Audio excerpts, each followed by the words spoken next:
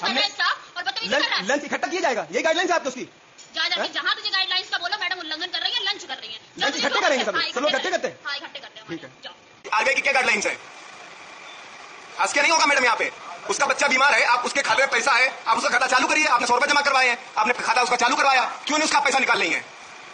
आए दिन कस्टमर भारतीय बैंकों की कोई ना कोई वीडियो बनाकर वायरल कर देते हैं। ये वीडियो किसी ग्रामीण बैंक की बताई जा रही है, जिसमें यह कस्टमर बैंक वालों पर आरोप लगा रहा है कि इनका हमेशा लंच ब्रेक चलता रहता है, ये काम वाले टाइम में भी आराम फरमाते रहते हैं। या इस प्रकार के आरोप भी बैंक वालों पर लगते रहते हैं कि हमें किसी काम के लिए हफ्ते 10 दिन से घुमाया जा रहा है। समय समय पर ऐसी वीडियो कस्टमर बनाते रहते हैं कि बैंक वाले बोलते हैं कि लंच के बाद आना या लंच के पहले आना या अभी लंच टाइम चल रहा है या इस काउंटर पर नहीं उस काउंटर पर जाओ। बहुत बार कस्टमर की जानकारी के बिना उसका अकाउंट फ्रीज कर दिया जाता है और अपने अकाउंट को अनफ्रीज करने के लिए कस्टमर अपना केवाईसी कर चुका होता है, लेकिन फिर भी उसे घुमाया जाता है। क्या वाकई में भारतीय बैंकों में और स्पेशली पब्लिक सेक्टर बैंकों में ऐसा होता है? यदि ऐसा होता है तो इसके पीछे क्या कारण हो सकते हैं? इन कारणों को समझने से पहले मैं अपना अभी हाल ही का एक एक्सपीरियंस शेयर करता हूँ। नवी मुंबई के जिस एरिया में मैं रहता हूँ वहाँ पर कुछ समय पहले कैनरा बैंक की ब्रांच खुली है। मुझे एक करंट अकाउंट खोलना था, सारे डॉक्यूमेंट दे करके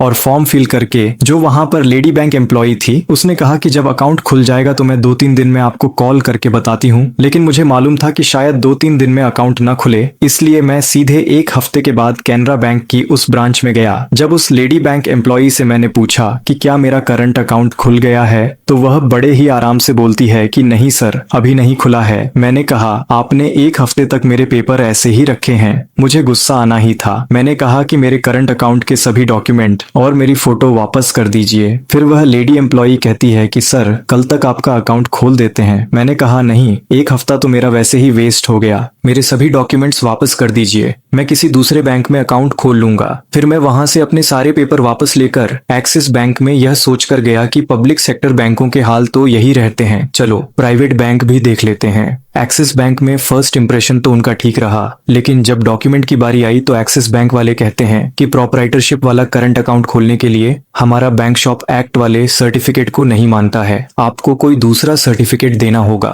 थोड़ा मैं यहाँ पर जानकारी दे दूं कि प्रोप्राइटरशिप वाले करंट अकाउंट के लिए उद्यम वाला सर्टिफिकेट, शॉप एक्ट 1 वाला पेपर और साथ में शॉप का रजिस्टर्ड रेंट एग्रीमेंट और बिजली का बिल, ये सभी पेपर लगते हैं। मेरे पास ये सभी पेपर थे, लेकिन एक्सिस बैंक क्या कहता है कि हमारा बैंक शॉप एक्ट वाले सर्टिफिकेट को नहीं मानता है। मैंने कहा कि तुम्हारा बैंक क्या अमेरिका से ऑपरेट होता है? मैंने कहा कि उद्यम सर्टिफिकेट केंद्र सरकार द्वारा जारी किया जाता है और शॉप एक्ट वाला सर्टिफिकेट महाराष्ट्र सरकार द्वारा जारी किया गया है। ये दोनों सर्टिफिकेट मैंने अपने घर में नहीं बनाए हैं। मैंने कहा कि ऐसे कैसे हो सकता है कि आरबीआई पब्लिक सेक्टर बैंकों के लिए अलग गाइडलाइंस बना रहा है और प्राइवेट सेक्टर बैंकों के लिए अलग। गाइडलाइंस में कुछ कुछ अंतर हो सकता है, लेकिन केवाईसी के लिए जो मुख्य चीज है वह तो समान रहती है। फिर मैं वहां से भी बाहर आ गया। अगले दिन यूनियन बैंक में गया। यूनियन बैंक का रिस्पॉन्स अच्छा रहा। वह इसीलिए भी रहा क्योंकि वहां पर थोड़ा ब्रांच में फुटफॉल कम था और वहां पर जो बैंक ऑफिसर हैं उनका नाम अभिषेक है। वो एक अच्छे बैंक ऑफिसर हैं। बैंक ऑफिसर को कस्टमर से ऐसे ही इंटरेक्शन करना चाहिए। वह मुझे काफी हेल्पफुल लगे। फिर मैंने उन्हें अपने बारे में बताया कि मैं खुद एक पब्लिक सेक्टर बैंक में 9-10 साल जॉब कर चुका हूँ। I was senior IT manager. फिर उन्होंने मुझे कॉफी पिलाई और कहा 3 दिन के अंदर आपका अकाउंट खुल जाएगा, क्योंकि करंट अकाउंट में शॉप का इंस्पेक्शन करना होता है। तो यूनियन बैंक ने मेरा अकाउंट 2-3 दिन में खोल दिया, थैंक्स टू यूनियन।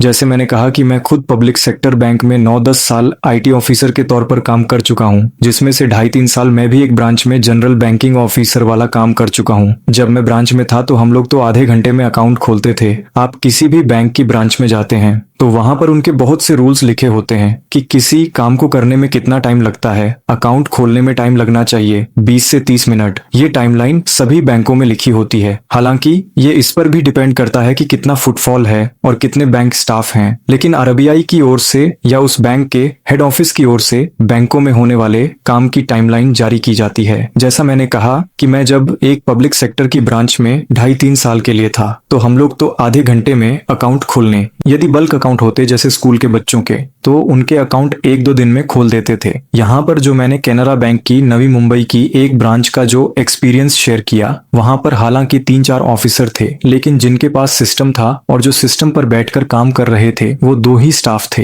हालांकि उतना ज्यादा फुटफॉल भी नहीं था, लेकिन इतना भी नहीं कि करंट अकाउंट 1 हफ्ते में भी ना खोल पाओ। यहाँ पर उस ब्रांच की गलती है और मैंने उसकी कंप्लेन भी की है। लेकिन बहुत सारे केसेस में बैंक के मैनेजमेंट और हेड ऑफिस की भी गलती होती है, क्योंकि मैनेजमेंट का काम ही होता है कम से कम स्टाफ देकर उनसे 2-3 गुना काम करवाना। मैं भी बहुत बार सीट पर अकेला होता था और 10-12 लोग मेरे सामने खड़े रहते। बैंकों में क्या होता है कि जो सिटीज, मेट्रो सिटीज और कुछ अर्बन ब्रांचेस होती हैं, वहां पर बैंक स्टाफ की संख्या ठीक ठाक होती है। लेकिन बहुत सी ऐसी ब्रांचेस होती हैं जहां पर स्टाफ कम होता है। इसलिए बैंकों के कंट्रोलिंग ऑफिसेज और हेड ऑफिस को भी ध्यान देना चाहिए कि ब्रांच लोकेशन के अनुसार बैंक स्टाफ डिप्लॉय करे। और साथ ही में यह भी देखना है कि जितने स्टाफ दिए हैं क्या उतना काम ढंग से हो पा रहा है कि नहीं। यदि ब्रांच आधे घंटे में अकाउंट नहीं खोल पा रही है तो तुमने वह ब्रांच में रूल क्यों चिपका रखा है कि आधे घंटे में यहाँ पर अकाउंट खुल जाता है। दूसरी बात, यहाँ पर इस वीडियो में जो लंच ब्रेक की है वाकई में आरबीआई की। मैंने भी ऐसी गाइडलाइंस या बैंकों को सजेशन पढ़ा है कि लंच ब्रेक इस हिसाब से होना चाहिए कि सारे स्टाफ एक साथ लंच ना करें ताकि कस्टमर सर्विस रुके नहीं।